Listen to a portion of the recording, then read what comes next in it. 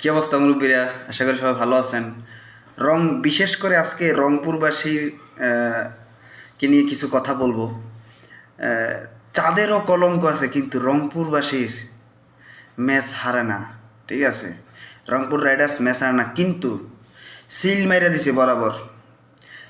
দুর্বল রাজশাহী কারোর সিল না মারতে পারলেও রংপুরকে বরাবর যেটা দরকার ছিল, বরিশাল চাচ্ছিল, তারপরে চট্টগ্রাম চাচ্ছিল, সবাই চাচ্ছিল যে রংপুর একটা ম্যাচ হারুক। ঠিক আছে, বরিশাল অনেক চেষ্টা করছে, পারে নাই। আজকে ম্যাচটা যদি বলে যে দুর্ঘটনা, ভুল হয়েছে, তারপরও মনে করেন সবাই খুশি। যে বিশেষ করে যারা বিপিএলটাকে উপভোগ করতেছে, তারা অনেকেই রংপুরবাসীকে ছাড়া অন্যান্য জেলার প্রত্যেকেই, অন্যান্য বিভাগের প্রত্যেকেই চাচ্ছিল যে রংপুর হারুক। আমরা যাদেরকে দুর্বল ভাবছি, রাজশাহী, তাসকিনের যে টিম, ঠিক আছে, এই একমাত্র রাজশাহী পারছে যে রংপুরের সিল মারতে, আর কেউ পারে নাই। জানি না পরের ম্যাচগুলা মনে হয় না যে হারবে, কারণ এই বছরের মানে আপনার টিম খুব ভালো করছে, বরিশাল আর রংপুর টিম।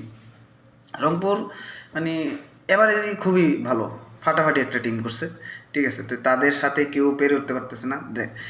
যেই রাজশাহীকে আমরা সবাই দুর্বল ভাবতেছি বা দুর্বল, আর আমি তো ভেবেই নিয়েছিলাম যে রাজশাহী আর জিতবেই না, একটা ম্যাচও জিতার সম্ভাবনা নাই। কিন্তু এমন এমন একটা টিমের সাথে জিতছে। হ্যাঁ, ঠিক আছে।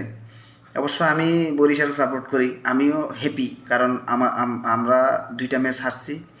দুইটা ম্যাচ হচ্ছে রংপুরের সাথেই হারছি।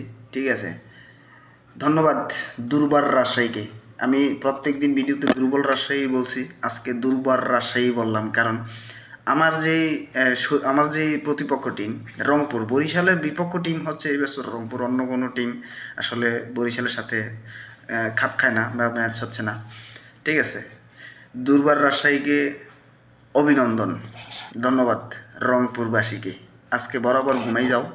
ঠিক আছে, আমার কিছু রংপুরবাসী আছে পরিচিত, তাদেরকে বলতেছি, সবাই তো পরিচিত না।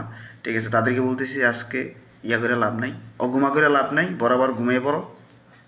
ঠিক আছে, ঘুমাই যাও, দেখে লাভ নাই, যা হওয়ার হয়েছে। ঠিক আছে, প্রত্যেকটা ম্যাচ জিতা লাগে নাকি? ধন্যবাদ সবাইকে।